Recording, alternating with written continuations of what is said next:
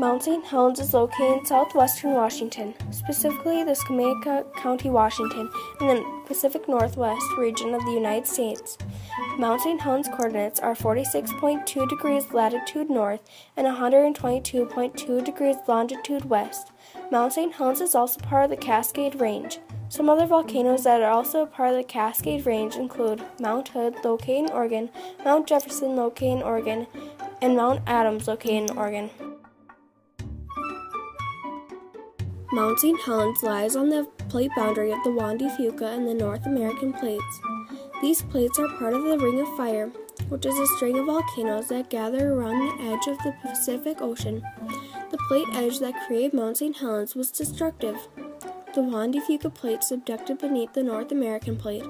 This created a line of volcanoes along the Cascade Mountain Range. The Juan de Fuca plate is about 250,000 kilometers squared. The North American plate is about 75,900,000 kilometers squared. Mount St. Helens is a stratovolcano type of volcano. This means it is a large, steep volcano built up of alternating layers of lava and ash or cinder. A new system of seismographs at the University of Washington recorded an earthquake with the magnitude of 4.2 underneath Mount St. Helens on March 20, 1980.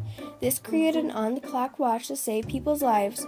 From March 25 to March 27, 1980, earthquakes with magnitudes of 4.0 occurred several times a day. Smaller earthquakes also occurred several times an hour. Then on May 18, 1980, at 8:32 a.m., an earthquake with a magnitude of 5.1 registered on the seismograph equipment. A landslide occurred at the lip of the summit crater.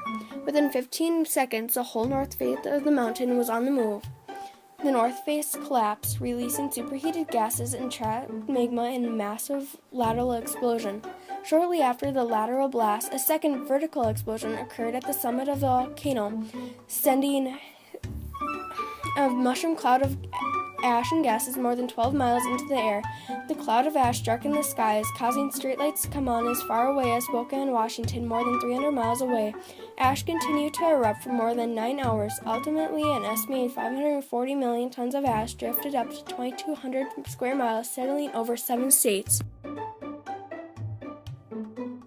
When Mount St. Helens erupted, a glowing cloud of superheated gas and rock debris was blown out of the mountain's north face that moved at supersonic speeds. Everything within 8 miles of the blast was wiped out almost instantly. The shock wave rolled over the forest for another 19 miles, knocking out trees, animals, and plants. The area devastated by the direct blast force covered an area of nearly 230 square miles. The Mount St. Helens eruption was the most destructive eruption in U.S. history. 57 people died, more than 200 homes were destroyed, and more than 185 miles of roads and 15 miles of railways were damaged. Ash clogged sewer systems, damaged cars and buildings, and temporarily shut down air traffic over the Northwest. It was even heard in other countries. The sound of the eruption made was like gunshots. The International Trade Commission estimated damage to timber, civil works, and agriculture to be $1.1 billion. My grandpa, Don Karras, and his friend Dale Kane were fishing in Flin Flon, Manitoba, on Pickler Bay in Canada when the sky got really dark. The sun looked like a moon. His friend thought it was time to go in, but it was only noon. Dale started to get these wild ideas, including him thinking that a nuclear bomb went off. At 4 o'clock, my grandpa finally said they could go in.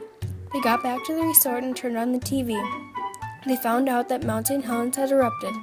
They then went out fishing again.